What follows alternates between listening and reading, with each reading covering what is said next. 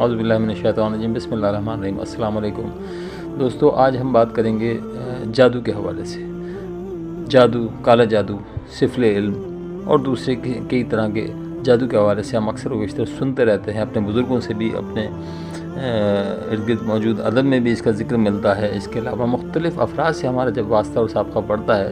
تو ہم ان سے سنتے ہیں اور وہ ہمیں بتاتے ہیں کہ ان پر جادو کیا گیا یا ان کے کسی عزیز پر یا کسی واقف پر جادو کیا گیا، اور جادو کے اثرات انہوں نے کیا کیا دیکھے اور کس کس طرح سے اس سے نقصان اٹھایا گیا۔ تو اس حوالے سے سب سے پہلی بات تو یہ کہ یہ ہمیں ماننا ہوگا کہ جادو بہرحال ایک حقیقت ہے، وہ کہ سائنس اس کا انکار کرتی ہے، لیکن دنیا میں ہونے والے بہت سے مافوق الفطرت ایسے واقعات ہوتے ہیں جن کا سائنس کے پاس کوئی جواب نہیں ہوتا۔ تو سائنس کے انکار کی بھی یہاں دلیل ختم ہو جاتی ہے کہ سائنٹیفکلی اگر کوئی چیز پروف نہ ہو تو اس کا مطلب یہ نہیں ہوتا کہ وہ چیز وجود نہیں رکھتی۔ اگر مذہبی حوالوں سے دیکھا جائے تو نہ صرف قرآن بلکہ بائبل، جو کہ موجودہ دور میں جسے ہم کہہ سکتے ہیں، گو کہ ہم اسلامکلی ہم اسے تحریف شدہ سمجھتے ہیں، لیکن وہ عیسائیوں کے نزدیک، یہودیوں کے نزدیک انجیل، زبور اور توریت کا ایک مجموعہ ہے۔ تو ان سب میں بھی جادو کا ذکر ملتا ہے۔ اور سب سے پہلے تو اگر ہم قرآن پاک میں دیکھیں تو فرعون اور حضرت موسیٰ علیہ السلام کا جہاں ذکر آتا ہے تو وہاں فرعون کے دربار میں حضرت موسیٰ علیہ السلام کا فرعون کے جادوگروں کے ساتھ مقابلے کا ذکر ہے۔ اور سورہ فلق اور سورہ ناس جو ہیں ان میں نبی پاک صلی اللہ علیہ وسلم پر جادو کے حوالے سے ذکر آتا ہے۔ تو پھر اسی طرح سے قرآن و حدیث میں رد کیا جاتا ہے کہ آپ جادوگر نہیں ہیں، کیونکہ آپ کے حوالے سے خود کفار کا کہنا تھا کہ اللہ کے نبی صلی اللہ علیہ وسلم کے حوالے سے وہ بہتان لگایا کرتے تھے کہ اللہ کے نبی جادوگر ہیں، جادوگری کا الزام لگاتے تھے۔ تو اللہ نے اس کی بھی تردید کی ہے۔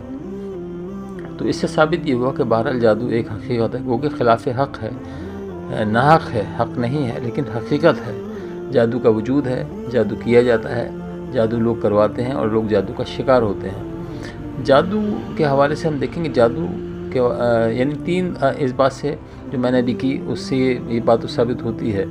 کہ جادو کے حوالے سے تین افراد ہیں۔ ایک تو وہ جو جادو کرتا ہے، جادوگر جسے کہا جائے، یعنی وہ خبیث لوگ،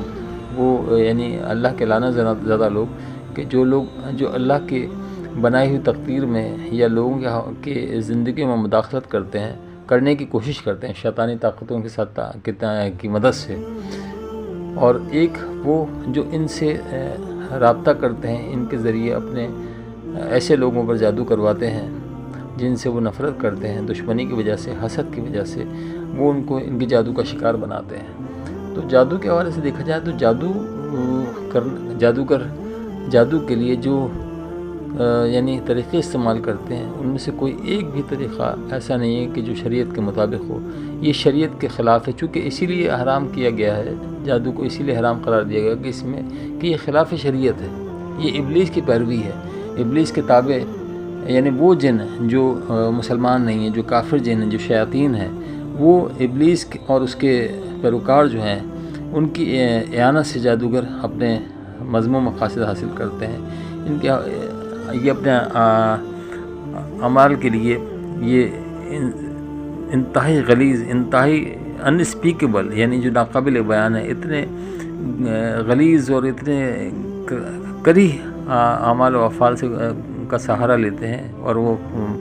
ادائیگی کرتے ہیں ان کی، کہ جس میں سب سے پہلا تو یہ ہے کہ شرک ہے، اس کے بعد اللہ کی کتابوں کا، اللہ کے کلام کا، اللہ کے احکامات کا انکار ہے، ہر وہ کام کہ جس سے شیطان انہیں طاقت دے سکے۔ اصل میں جادو سیکھنا، جادوگر یعنی جادوگری کے میدان میں جو لوگ آتے ہیں، جادوگر بنتے ہیں، وہ بدنصیب لوگ وہ ہیں کہ جو دنیا میں طاقت حاصل کرنا چاہتے ہیں، یا یہ کہہ لیجیے کہ جن کا آخرت پر ایمان و عقیدہ بہت کمزور ہے، لہٰذا وہ ابلیس کی پیروی کے لیے تیار ہوتے ہیں تاکہ زیادہ سے زیادہ طاقت دنیا میں حاصل کر سکیں، وہ لوگوں کی زندگیوں میں مداخلت کر سکیں۔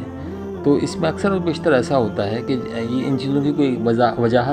کوئی وضاحت نہیں ہے، میڈیکلی ثابت نہیں ہو پاتا کہ ایک شخص ہے جو اچھا بھلا ہے، بظاہر صحت مند ہے، لیکن وہ بھی خود کو بیمار فیل کرتا ہے، وہ سو نہیں پاتا، اس کی نیند پوری نہیں ہوتی، وہ ساری رات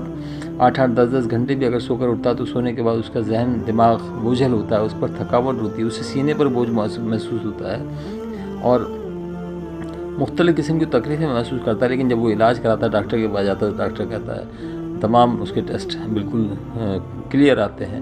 کوئی ثابت بیماری کا کوئی سراغ نہیں لگتا، اسی طرح سے ایک اچھا بھلا چلتا ہوا کاروبار، کسی کا چلتی ہوئی ملازمت اچانک ختم ہو جاتی بغیر کسی سبب وجہ کے۔ میں خود جانتا ہوں ایسے کچھ افراد کو، بلکہ میں نے ٹی وی پر دیکھا ایک خاتون کو کہ جنہوں نے بتایا کہ ان کا اچھا والا فوڈ بزنس تھا، ریسٹورینٹ تھا، اور اس میں ہونے یہ لگا کہ وہ جب چل پڑا بزنس، وہ ٹھیک ٹھاک یعنی آمدنی ہونے لگی، تو اچانک ہونے یہ لگا کہ وہ کوئی کھانا پکا ہوا بنا ہوا اچھا بھلا کھانا سرو کرتی تھی اپنے ہاتھوں سے اپنی نگرانی میں، اور جب وہ کسٹمر کے ہاتھ میں جاتا تھا تو کسٹمر شکایت کرتا تھا کہ اور آ کر دکھاتا تھا کہ یہ آپ نے جو چکن دی ہے اس میں کیڑے پڑے ہوئے ہیں۔ تو یہ بڑی حیرتناک بات تھی ان کے لیے، اور اس نتیجہ یہ ہوا کہ ان کا کاروبار ختم ہو گیا۔ اسی طرح سے شادی میں رکاوٹ ڈالی جاتی ہے، اسی طرح سے میاں بیوی میں نفرت جو سب سے بڑا جادوگروں کا ہتھیار ہے، تعلقات میں نفرت پیدا کی یعنی درار ڈالی جاتی ہے زوجین کے درمیان، اولاد اور والدین کے درمیان، بھائی بہنوں کے درمیان، دوستوں کے درمیان، پڑوسیوں کے درمیان۔ تو یہ جادوگروں کے کچھ وار ہوتے ہیں، اور جادو کے لیے ان کو انتہائی گھٹیا طریقے اختیار کرنا پڑتے ہیں، جن میں یہ مختلف حرام جانوروں کا، خاص طور پر حرام جانوروں کا خون استعمال کرتے ہیں، انسانی اور جانوروں کی ہڈیوں کا استعمال کرتے ہیں، انہیں ناپاک ہونا پڑتا ہے، یہ انتہائی ناپاکی کی حالت میں یہ گھٹیا اعمال کرتے ہیں۔ تو ان میں سے ایک جیسا کہ اکثر و بیشتر خبریں آتی ہیں جو ہمارے یہاں بچوں کے ساتھ جو سیکسول ابیوز کے واقعات ہوتے ہیں، یا کسی خاتون کے ساتھ بھی کبھی کبھار ہو جاتے ہیں، خاص طور پر بچوں کے ساتھ ہوتے ہیں۔ دیکھیے اس میں ایک چیز یہ دیکھنے کی ہے کہ نہ صرف یہ کہ بچی کے ساتھ یا بچے کے ساتھ زیادتی کی جاتی ہے،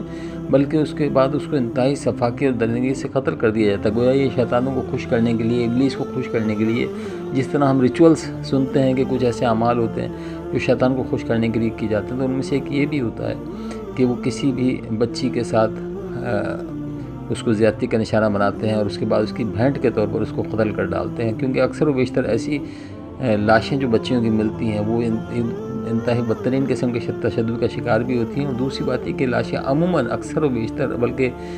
یہ میں کہوں کہ 100% وارداتوں میں یہ بچیوں کی اس طرح کی زیادتی کا شکار ہونے والے بچیوں کی اور قتل ہو جانے والی بچیوں کی لاشیں جو ملتی ہیں وہ انتہائی ناپاک جگہوں سے، خلیج جگہوں سے، قبرستانوں سے ملتی ہیں، کچرے کے ڈھیر سے ملتی ہیں، ایسی جگہوں سے ملتی ہیں جہاں عام طور پر لوگ جانا آنا پسند نہیں کرتے بلکہ کتراتے ہیں۔ تو یہ آج میں نے ایک ابتدائیہ دیا ہے جادو کے حوالے سے۔ اگلی ویڈیو جو میں بنانا چاہوں گا میں اس میں بتاؤں گا کہ جادو کی اقسام کتنی ہیں، اور جادوگر اپنے اعمال کے لیے کیا کیا ہتھ کنڈوں کا سہارا لیتے ہیں۔ تو اس حوالے سے آپ کا کمنٹس کا انتظار رہے گا کہ اگر آپ میں سے کسی نے کبھی کسی بھی قسم کے جادو کا تجربہ اسے ہوا ہے، یعنی اگر اسے محسوس کیا ہو، یا اس نے کسی اور اپنے عزیز و اقارب کے حوالے سے یا کسی دوست احباب کے حوالے سے کسی کو جادو کا شکار ہوتے ہوئے دیکھا ہو، کسی خاص کیفیت کا، تو وہ ضرور کمنٹ سیکشن میں بتائے، یا اگر کوئی معلومات اس کے علم میں تو ضرور بتائے، تو ہم اگلی ویڈیو میں اس کی جسے ہم شامل کرنے میں اگر وہ اس قابل ہوئی شامل کیا جائے تو ضرور شامل کریں گے۔ آپ سب کا بہت بہت شکریہ۔ اللہ حافظ، اپنا خیال رکھیے گا، اور ویڈیو کو لائک اور شیئر ضرور کیجیے گا۔